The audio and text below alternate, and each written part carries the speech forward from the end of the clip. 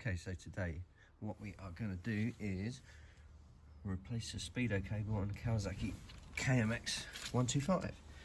So my one has stopped working. I'll show you why in a second, but we're just going to go through how to remove it, starting at this bottom end.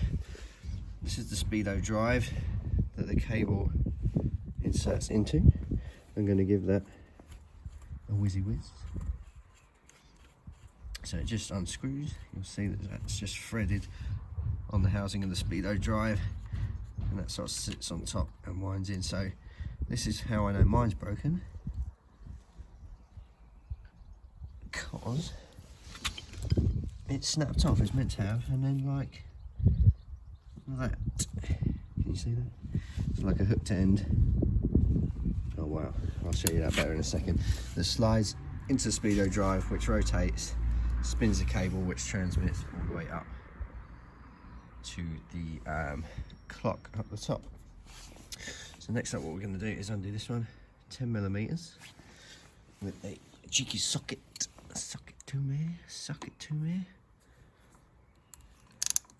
Lefty loosey. So this one should just unwind all the time. So that's a simple one. Well, it's simple. Could potentially be rusted on and whatnot. So we're going to pull it off, and we're going to need that bit. I'll manoeuvre that when I've got both hands free. Next up, what we're going to want to do is, obviously, that's the Speedo. So we need to get onto the back of that. Can we see it through there? Now what we're going to have to do, I reckon, is take off this front cowling. Just these simple screws all round. So I'm going to do that and regroup. Right, so remove the front cowling, turned the handlebar so we can gain access to there. So yeah, a lot easier with the cowling removed. And what I'm just using to get it started is a pair of needly nose pliers, righty tighty lefty loosey, and just to get that started, right, brush brush brush, it should, yeah, look at that, the strength of the finger, unwind that way. Right, so once that's done wound, in theory that should be it. Right, is that loose enough?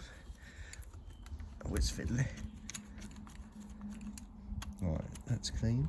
Alright, can you see how that end of it pokes in to the rear of the Speedo clock? So if I come back around this side now, grab my snaky tail and start to pull a little bit. Obviously be careful, there is electrical components behind here, the old indicators and the wiring to the light. Don't want to damage any of that. There's the horn, me so horny. And with a little bit of jiggery pokery, I'm doing this one-handed, I'm trying to film it, I don't know why, but here we go, here she comes, ta-da! Right, that is removal. Relatively simple and easy. So as I said, mine is broke. I'm just going to make sure that this is the same size, the one I brought. Is it? Oh yeah, just about. In fact, it might be a tickle longer. But yeah, so same ends, yeah, all good. That's square. Look how beat up this one is compared to the nice new one.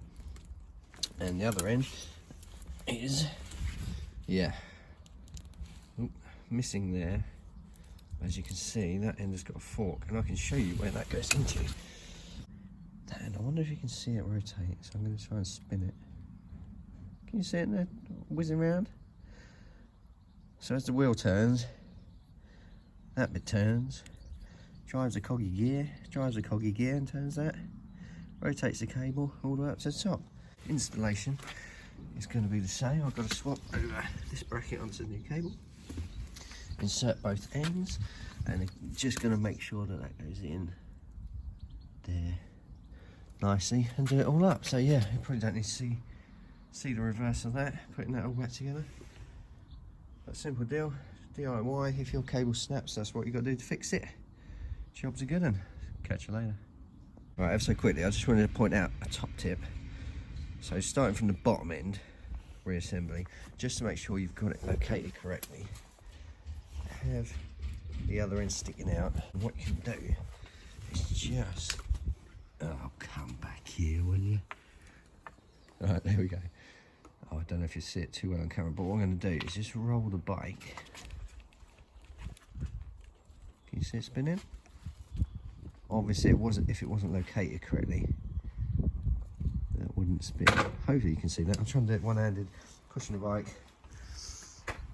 with my knob in my hand as well. Right, there we go. Okay, so got that bottom end in. It's located well, so now I'm just going to feed this end back up through to the rear of the Speedo, and hopefully all will be well. All right, take it easy, peeps.